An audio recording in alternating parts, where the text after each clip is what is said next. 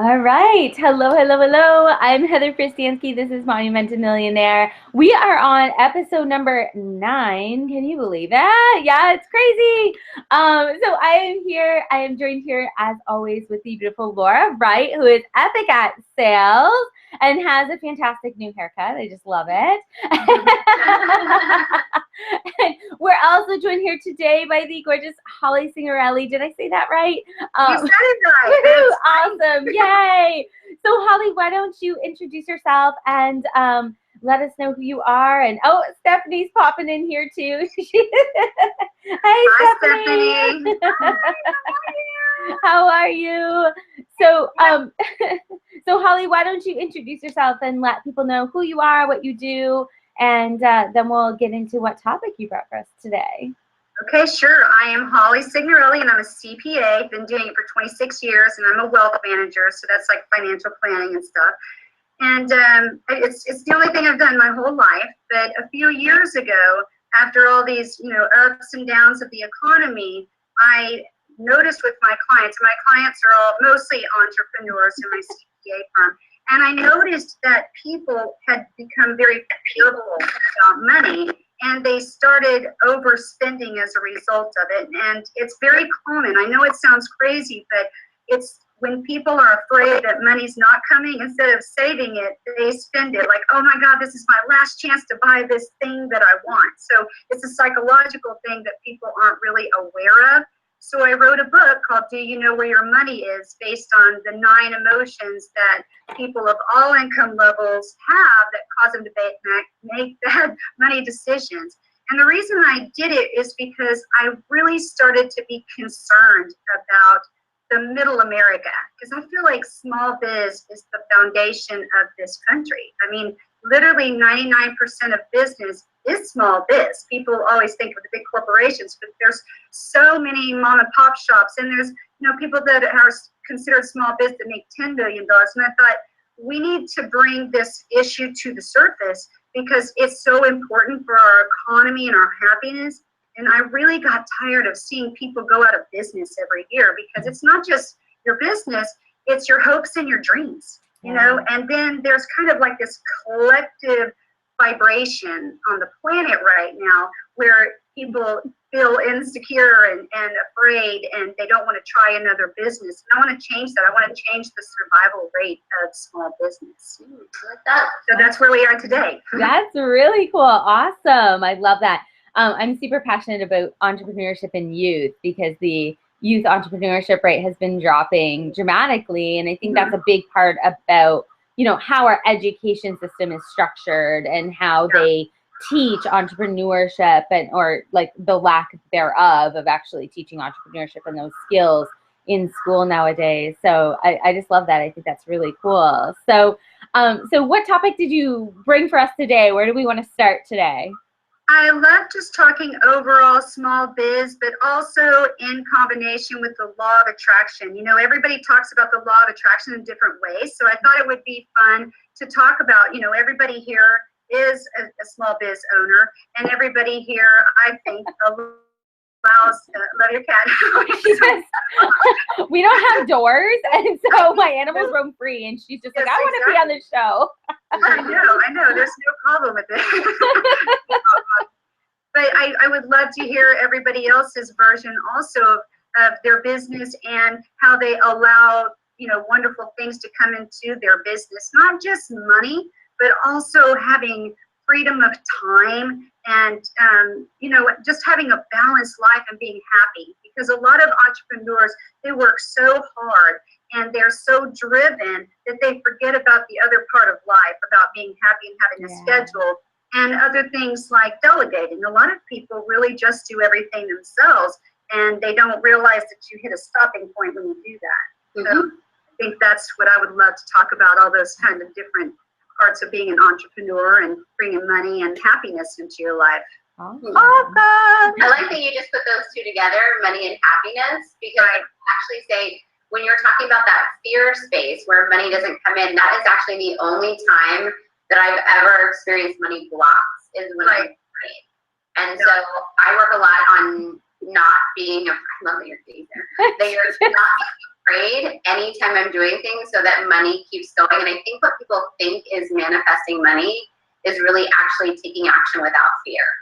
Yeah. When you take action without fear, money, happiness, time, whatever the things are that you actually want, they come to you. So I'm actually much more of a less of a law of attraction, like wait for it to come to me, and more of a I go out and do things and I know what I want will come to me. Yeah. But it does all come from a place of taking motion and action without fear. Yeah. Exactly. Yeah, I love that because I kind of think of it like the figure eight, like this, like it's a constant figure eight. It's like, okay, this is what I want. And always when I get what I want, it's because I'm not too detailed about it. Sometimes I get really detailed about it because I'm a Scorpio, and Scorpios are like all action, and they're like, okay, I'm going to do it this way or this way. And that's when things don't come to me because I'm complicating it. And when I'm just saying, this is what I want, what would this look like? How would this be? Then I actually get those aha moments, which to me is my intuition. It's like, you know, it's like you have this action part and you have this intuition part. And that's what I call, like, that's how I see that in my mind. Like, this is what I want. Then over here is like, okay, wow, this is the, you know, this is how we're going to do it. And then now we go back to the action part. And it's like you just play with that every single day and don't overthink it or make it be like only this way or only that way. Yeah. I could speak from experience that when you're just fully showing up unapologetically, stepping into your authority, being yourself, and just going with the flow, whatever the outcome, whatever the way you get to the outcome, maybe it's not going to look totally different. Typically, it always does for me. Yes. But when I feel like a lot of issues, and I this is something that I actually work with my clients as well, is, you know, I'm working with them on building sales funnels, but in the meantime, because it's a huge shift in the way that they're currently doing things, which is typically kind of unconventional to most, but very much okay with it, you know, in online world, they're like, can I do this? Can I step out of my business? Can I be okay? And then what happens is, in a lot of cases, they start backtracking. And I'm like, no, the world needs you. Like, keep showing up, you know, because this little thing, like that, this little person or whatever on our shoulder is like, who are you to raise your rates? Who are you to take a 2-week vacation with your family? Who are you to hire out all these activities and spend all this money or invest all this money into your business?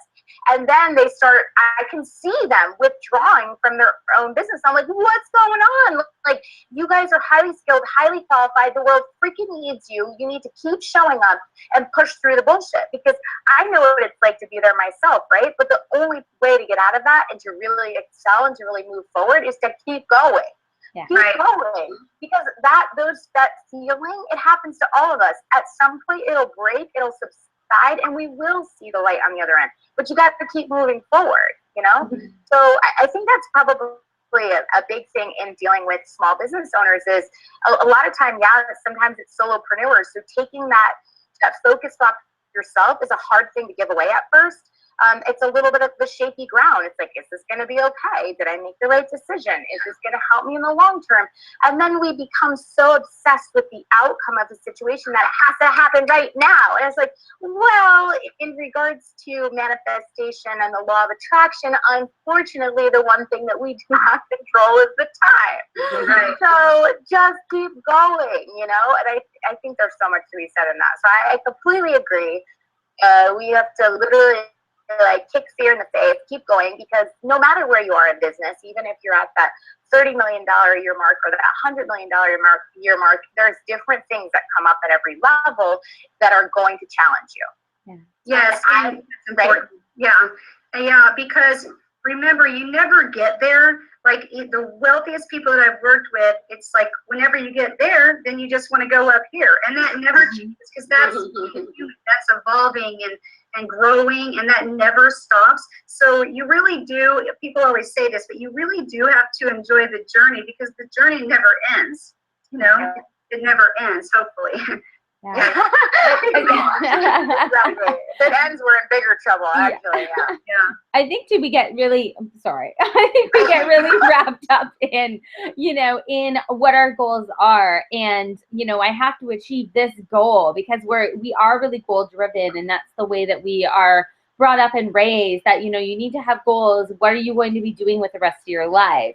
And so everything in our life up until this point is all driven by, like, what are you going to be when you grow up? What are you going to do when you grow up? And it's sort of like there's this be all end all. And then when we get to the point where we're supposed to be grown-ups, right? I mean, then we kind of look back and say, well, am I at this status that I have always been asked, like, where are you going to be when you're at this point? And I think that's where a lot of that fear comes in. I think that's where a lot of the really high anxiety and depression rates amongst entrepreneurs starts to come in, because, you know, we are feeling like there's nobody else that you can blame, right? I mean, when you're an entrepreneur, you can't just say, well, my boss is holding me back from getting that promotion, right? Like all the excuses you hear in corporate, right? My boss is holding me back, or I was passed over for this promotion. Like, there's no one else you can blame when you're sitting there as an entrepreneur. And so, you know, fear has come up a few times, and I think you're so right that in, you know, when you have that fear, I always say, right, you use that as the compass and you move towards it, because that's the right direction that you need to go in. And when you go down that path, that is when things start to happen. And Laura, I love that you say, you know, you believe in really taking action versus attraction, and, you know, and things like that. I think that a really big reason why the law of attraction works, and a really big reason why things like mantras and meditation and all of these things work, is because it helps you to push past that fear, and it helps you to stay focused, right? And so we lose focus when we have fear because we shut down. And so no matter how it is that you do it, whether you follow the law of attraction formula, you know, whatever it is, I think that it all comes down to, there's so many different ways. There's prayer, there's meditation, there's, you know, and different people have different ways of doing it, but I don't think there's any right way. But the underlying of all of them is the exact same, right? It's in stating, like, this is where I am. This is going to come easily to me, you know, these types of things. And whether that's by some power greater than yourself, like God or the universe, or whether that's by your own creation, like whatever it is that you believe, I think that it comes from really focusing on it and making sure that the fear doesn't get the best of you, and that you just trust that it's going to happen. I love what you said too about going towards the fear, because that is really important. Because a few years ago, when I did start to do video and TV, it was crazy. It's like I would talk to people all the time. I'm very extroverted, and I would start to do a video in my own office with no one around, not even live, and I would start to like fumble. And I would say, that was me. This friend of mine said to read this book called Feel the Fear and Do It Anyway. And I'm sorry I can't remember the author, but it would be easy to find. It was so profound, because, you know, you go through that book pretty quickly, and it's exactly like it says. It's only scary the first time. And then once you realize that, and then nobody's scared. Like you're in front of the camera, or I saw your show about the speaking engagement. Same thing. It's like, just go in there and do it. And be fearful and just push through it and get on the other side of it. And then at some point you realize that you're not scared to do anything new anymore, because even if you feel weird about it, you know it's only going to happen one time. So, yeah. And that happens as we grow up too, right? Like we evolve into that. So I can remember when I was younger, when I was like 18, 19, 20 years old, I used to say, I'll try anything twice, right? Because the first time you're so freaking afraid of doing it. And then the second time you can actually enjoy it, and you can actually be like, okay, you know. So it'd be like, yeah, I'm gonna go skydiving. The first time you're like, you know, basically shitting your pants, and you're like, whoa, and then you might be like, okay, that was awesome, but it really took me a long time to enjoy it. And then the second time you can maybe enjoy it a little bit more. But as we get older, we learn to fear. Like, right, when we're kids, we're fearless. I mean, we hop on bikes and we fall off a million times. And you know, I look at, you know, even my husband doesn't know how to swim, which I always find funny, because he had a pool growing up, but the pool only came up to his chest, right? So if there's something that's deep, I'm like, you can swim, you just have this weird fear that you can't swim, right? Yeah. But had he had some sort of deep end as a kid, somebody pushed him and he'd be like, whatever, right? But as we grow older, we learn to fear and we learn all of those things, and that really starts to hold us back. So Yeah. I think it's really important for us to look back at, I always say if I could go back to my 20-year-old self, I would, because she was like 100 times more badass, confident, and 100 times less fearful. And now I have to actually work at those things, right? And as we get older, we have to work at those things because the weight of the world starts to really weigh on us, and we have to start to recognize, well, this comes from here, this came from this story, this is how this was created, and this is how I'm going to unlearn it. Anything that's learned can be unlearned, right? Yeah. And like you were saying earlier before we started, like a lot of our belief systems about money and at all come from our upbringing. And it's not necessarily that our parents did it to us. It's that maybe you have to think back to the Depression, because it wasn't really that long ago. And so those people that lived during that time, of course they passed that on to their kids, because that was a time in our history where people that were millionaires or made whatever money literally lost everything overnight. I mean, it was profound. So even though we weren't there, then our parents' parents were there. And then it just kind of carried down that belief system that the bottom could fall out at any time. And science has actually, it's really complicated through some of these studies, so I won't bore everybody with it, but they have discovered that just like we take on our parents' hair color and eye color, we also take on their belief system. Yeah. So those are things that where we don't even know that we have that belief. It's just so deeply entrenched in us, but we can figure them out just by our actions. Like, for example, if somebody has been in debt and then they finally get out of debt and then they turn right back around and get into debt, it's because they became attached to the struggle of getting out of debt. Yeah. They were so proud of themselves after they did it that all of a sudden, oh, now what do I have to do? Like it's like an empty space got left over, so they go out and get in debt, but not because they know that. They're not thinking about that. But when you do a pattern like that, then you can stop for a minute and look at that pattern and go, wow, where did that come from? Maybe it doesn't even matter where it came from. Maybe you just suddenly become aware of it, and then you can let that go. Because I think letting go of a pattern is a lot easier than trying to go figure out where it came from or who it came from, because that's just placing blame and complicating it. Yeah. Well, you said that. It's funny. My mom used to always say something that I took in and I've adapted a little bit, but she would say, you don't have to like it, you just have to do it. Yeah. And for her, that was a lot of like me doing my homework that I didn't like to do and didn't help me. But I've adapted that to be if I'm afraid of it, I don't have to feel good about it. But if I do it, I can get to the place I want to go. So I think that that's really interesting. But there's something I wanted to kind of pull a thread on that you said at the beginning, Holly, about when people are afraid, they spend more. Yeah. As somebody who's always focused on sales, since I help people with it, I'm always curious about like motivators that make people buy.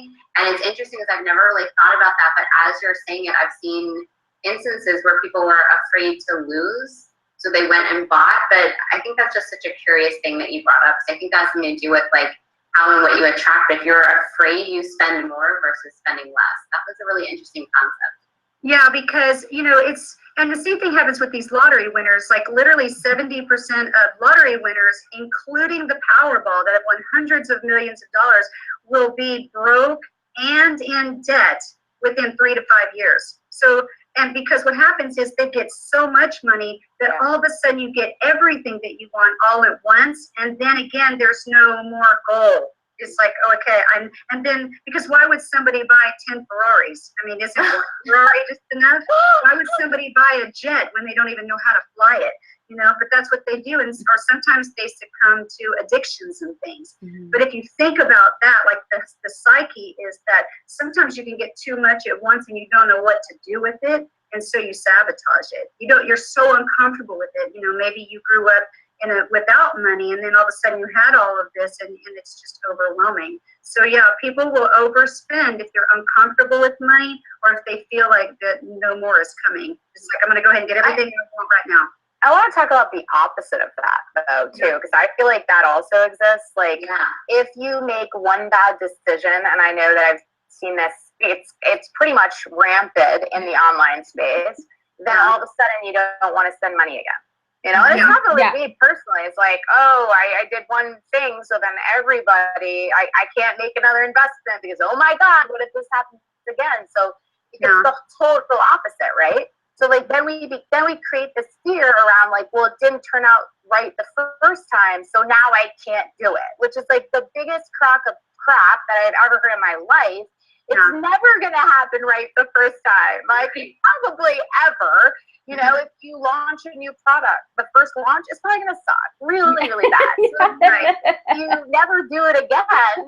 How are you gonna know it's not gonna be better the next time, and then again the next time? You know, till you finally break through, and you're like, holy crap, it can look like I want it to. Yeah. I actually have a funny story about that this week. So this week, you know, I started launching a new program, and it's completely geared to a brand new audience for me. And so I'm starting from scratch. I mean, my list is comprised of people who are not going to be the right type of buyer. And so we're starting a new list for this, new audiences, new ads, new everything, new branding, right?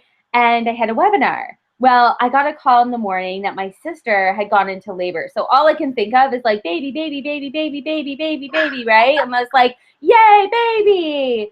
And so I'm like, okay, but I spent all this money on ads. I'm going to run this webinar, you know, the whole thing.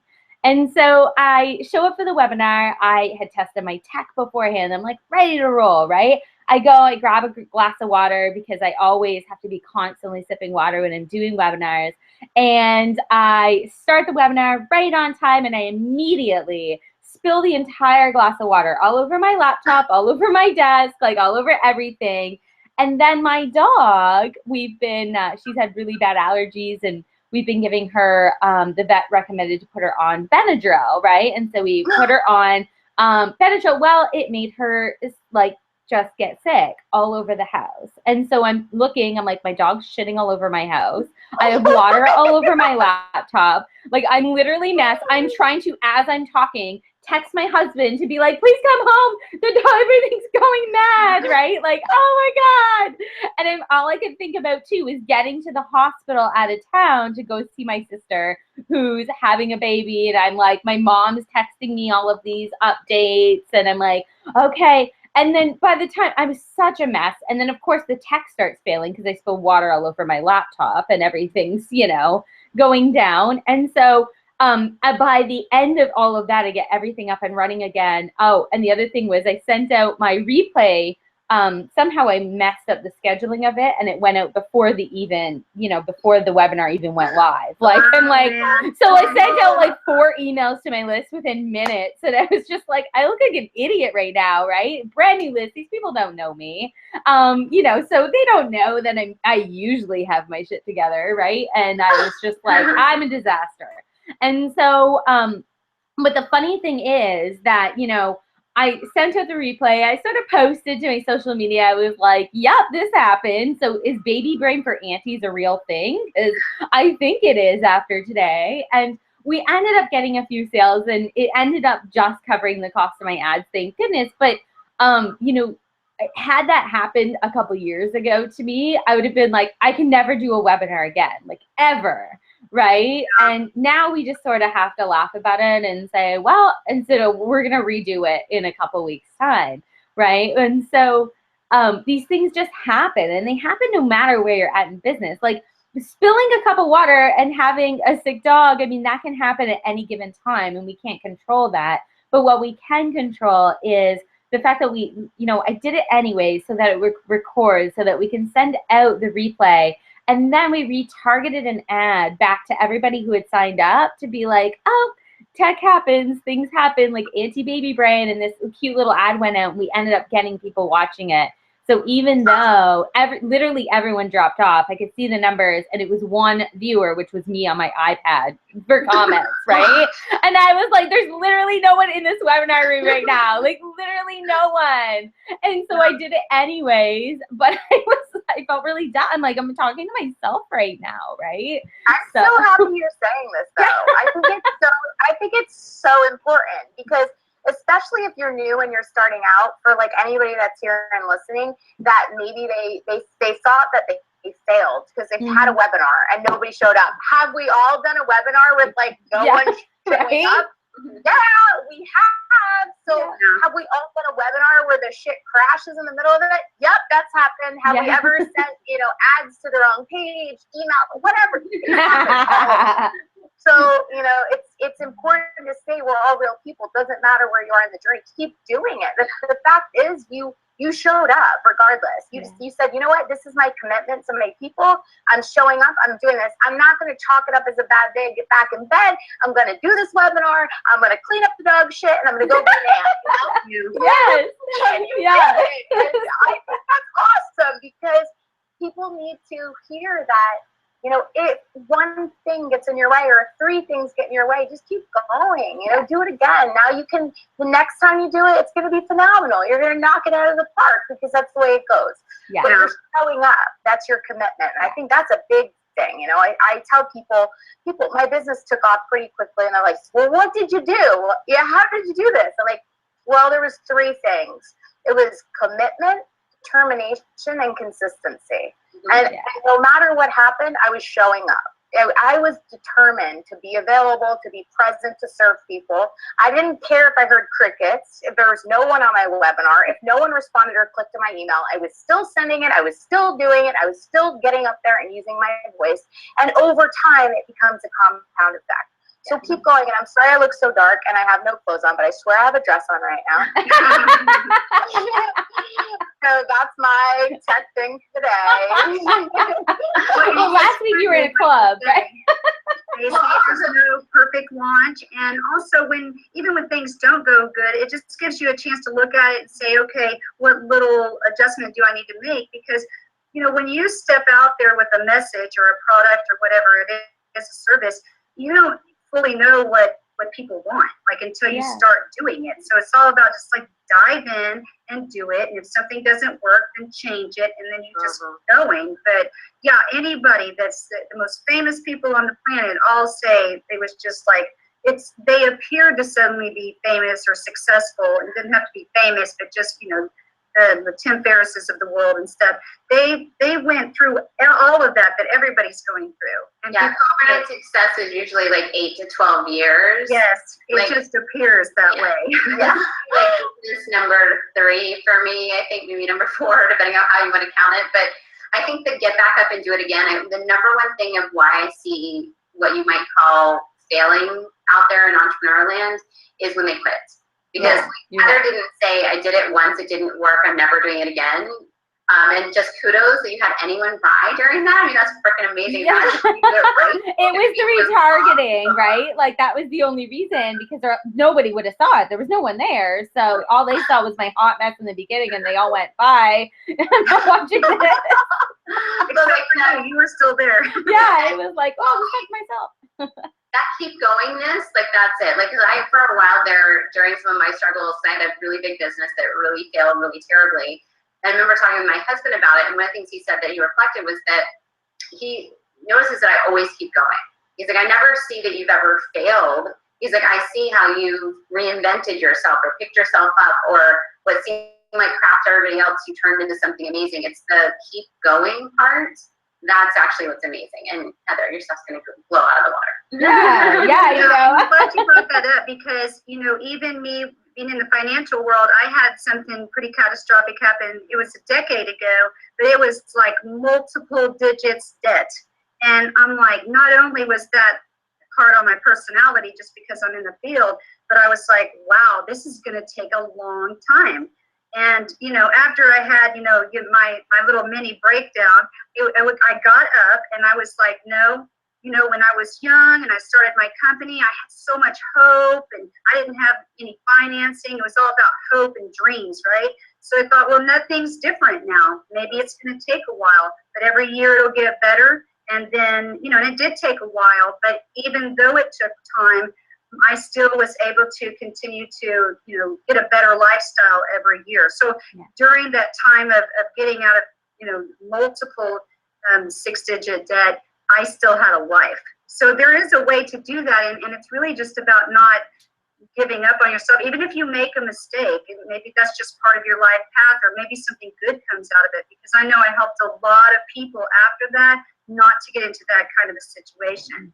So whether it was supposed to happen or not, I made something good out of it, but I had to really surrender to it to be able to do that, and just really believe in that law of attraction, that things were going to come to me. And the way I got out of it was, I mean, really not even through my action. It was opportunities came to me that I had never even thought of. So that's why I really understand that you can say, okay, this is my situation. I want to be out of debt, or I want to make $1 million, or whatever your situation is. You kind of want to leave it open, because it may come to you in a way that you haven't thought of. And I know when, again, like I said earlier, when I start to take over and say, okay, this is the only way I'm going to get out of debt, or this is the only way I'm going to have this, it seems to take longer. And that's what I've experienced. I don't know about you guys. I've had that big fat debt too. Yeah. Right? Over $100,000 of debt. And, you know, when people come and they talk about whatever's going on, and I'm like, how bad do you want it? You know, for me, I was like, this is not it. I'm not surrendering. I'm not going to crawl under my kitchen table and hide and cry about this. I'm going to do something about it. I'm going to show up every day. I know I'm meant for something greater. This is not going to define me. Yeah, it's that, okay, it set me back a little bit, but in a way, it also helped me excel to the next level. So I don't think it was the worst thing that ever happened to me. I've dealt with a lot of other things in my life that were probably worse than that. But I got out of it, right? Because again, I was determined, committed, and kept showing up. And I was like, I'm not settling. So I'm like, when people come to me with any type of adversity, I'm like, how bad do you want it? How bad do you really want it? Because every day we wake up, we all have one thing in common, and it's called opportunity. So you can get up and say, I'm going to knock it dead today. I'm going to go out to the world. I'm going to use my gifts. I'm going to use my contacts. I'm going to make connections. I'm going to show up. I'm going to be visible. I'm going to do whatever it is that I'm great at. Or I'm going to stay here and I'm going to complain about my debt and how I can't do this and woe is me. But what you have the opportunity to decide, right? You could decide what you want your day to really look like. And that's it. You go for it. So every day we wake up with a new opportunity. If yesterday didn't go so well, it's over. We don't have to worry about it anymore. Today, we have a new opportunity. And so I think it's really important to every day remind yourself of that, because especially with being an entrepreneur, we all know it's like crazy, windy, really gross, rainstorm, sleet. You didn't know, you didn't have your snow tires on. It's like, what? Oh my God. But you just got to keep going. You got to keep going. And when you do, that all of a sudden the sun comes out and you see the most magnificent rainbow and you're like, holy crap. How did this all happen? Well, it's because you did the work and you kept going. So the debt didn't define you, Holly.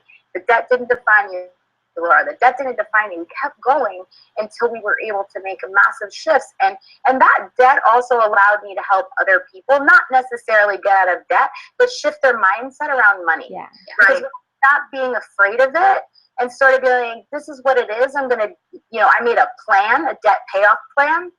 And that was my gift to myself every month, was literally to pay off my debt. It wasn't something I was afraid of anymore. I felt like empowered when I made my big fat debt payment every month. I was like, yeah.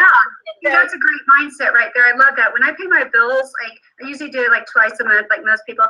And when I go in, I'm like, you know what? I love paying my bills. I have the money to pay it. I just say those kind of things to myself all the time, because it's weird how people are, they feel like money is finite, but yet there's billions and trillions of dollars. And the only reason it's not in proportion and that you have billionaires is because they absolutely allow it into their being. They work hard, everything that you just said. They do all of that, but they don't block it, because other people work hard, but then they block it or sabotage it or lose it, when they get it.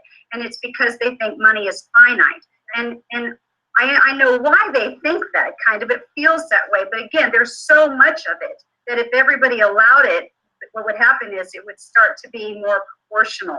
It just would. Well, I think too, I thought it was really interesting, Stephanie, because you mentioned, how bad do you want it? And I think that we have to sometimes give ourselves permission to recognize that sometimes you just don't want that thing right now, right? And so, and you have to find that thing that you really do want.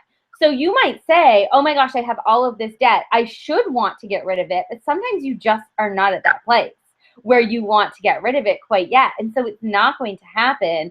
And that's where that struggle comes in. And that's where it starts to feel impossible because, yeah, you don't really want it, right? And when I work with my clients, I always say, I am not an accountability coach. And the reason I don't do accountability is because when you really, really want something, you don't need accountability. Like you are so driven by that thing, right? Like you don't need accountability because you show up and you're just like, oh my God, I'm going to do this. I'm so excited about it.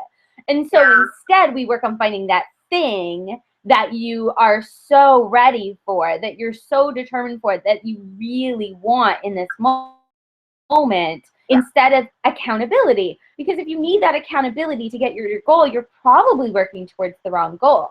Right. And so it's funny because we have this path in our head that we think we have to do it this way. I took this course and so I have to launch in this particular way. But, well, you know, I'm not really feeling, I don't really want it that bad. Right? Like I don't really want to launch this program. I just feel like I have to because someone told me that I have to do it this way. Or I read this book and it told me I had to have this sort of morning routine. But like, the things that I'm working on, I don't really love. I don't really enjoy. Like there are other things in my life that if we were to turn this around, I'd be far more passionate about it. And then the funny thing is that everything comes back into play. And eventually that thing that you thought you really wanted at one point in your life, you do really want that thing, right? So, you know, like at some point it's going to be like, oh, okay, well now I do really want that thing, right? So it's so funny how that works out. And Holly, you kind of mentioned too, you know, ups and downs and things like that. And if we look back in recent history, something we can all relate to is back in 2008 when the stock market crashed. And I was working in financial services at the time and I was on a cruise ship. And it was funny because I'm Canadian, and so our banking system didn't fail, and like all these crazy things, right? Obviously the stock market still affected us greatly. We saw like negative 40% returns and all of these things. But I can remember thinking like, oh, that's going to be a shitstorm when I go home and go back to the office, right? That's going to be fun. And it was. But while I was on the ship, nobody was enjoying their vacation. Everyone was clogging up the internet lounge, right? Because they were all checking their portfolios and freaking out. And me and my mom, we were on vacation together. We just hung out by the pool and we were like, there's nobody here. This is great. You know, everyone, this is awesome. We get the whole ship to ourselves. Super fun. But when I came back, there were all these people wanting to pull out their investments.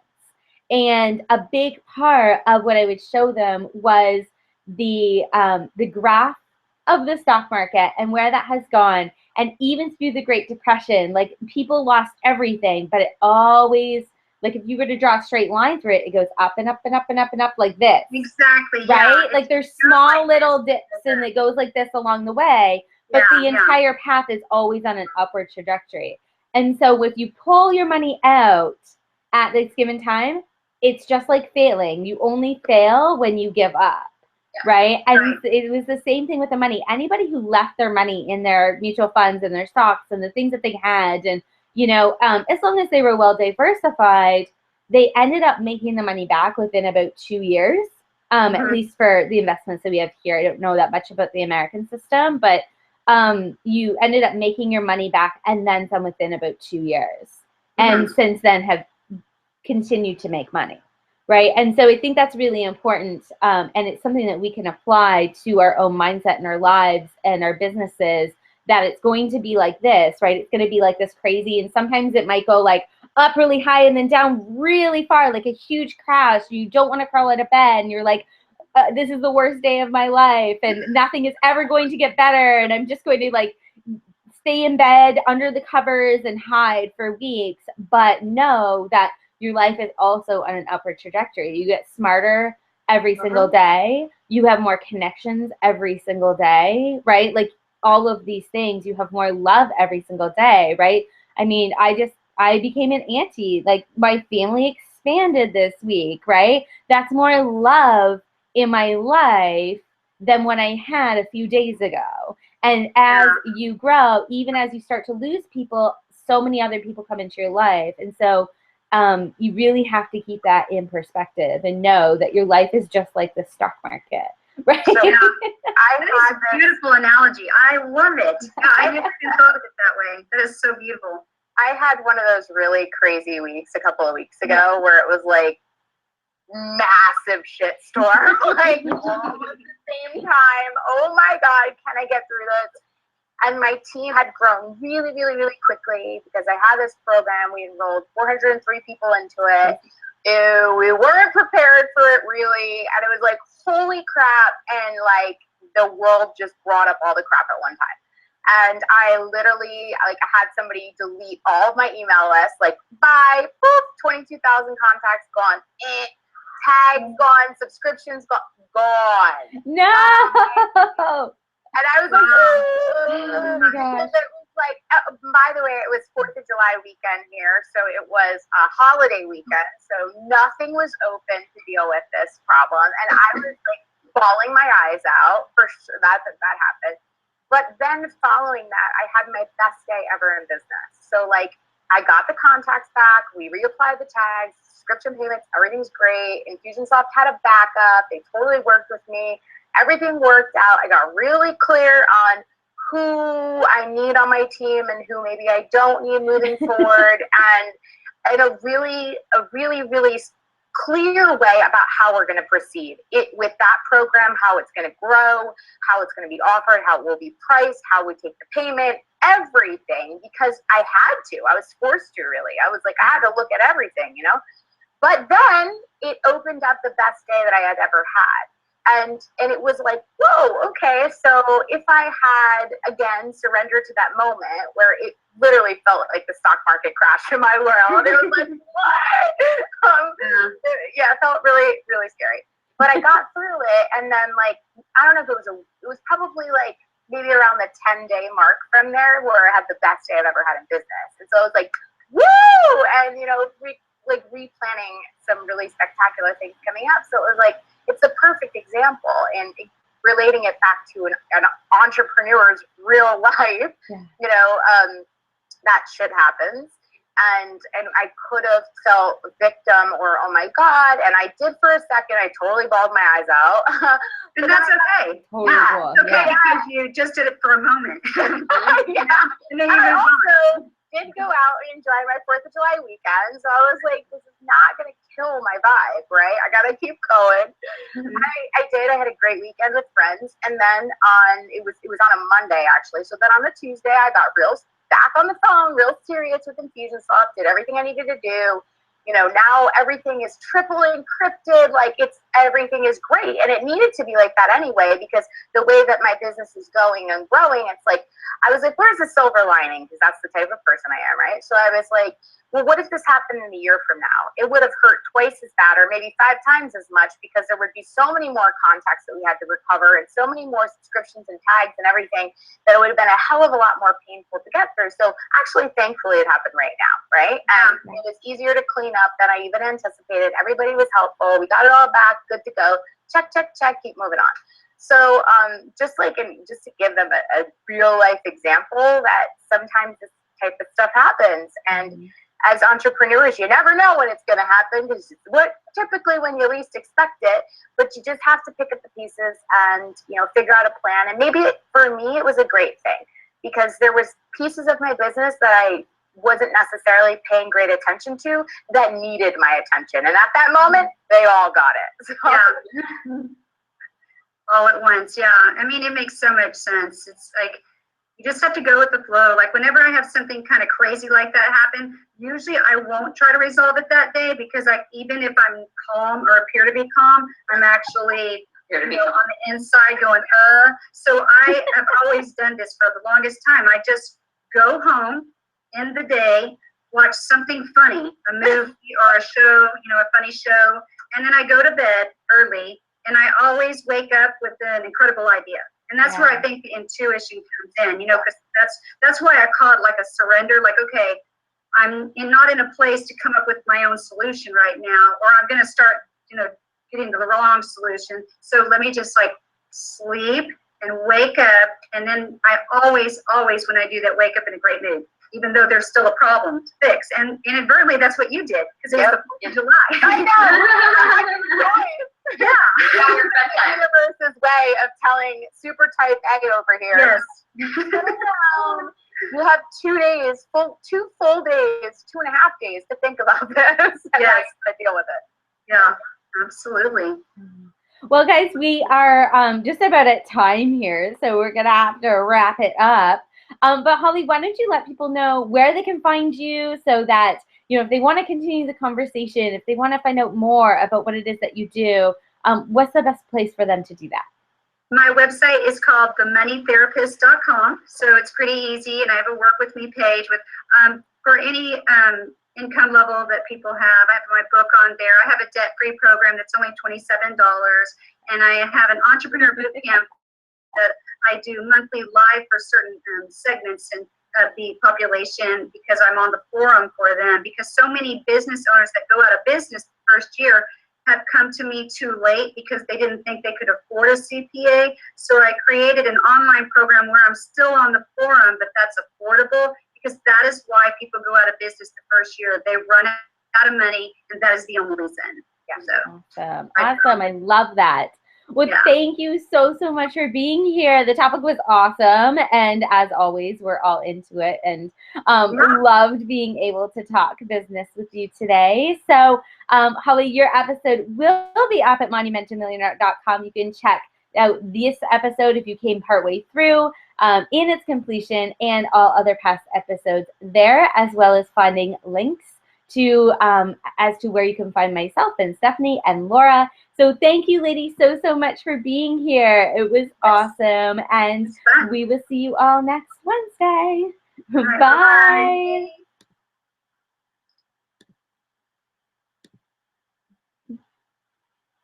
There we go. This is always like the really awkward. Okay, let's stop.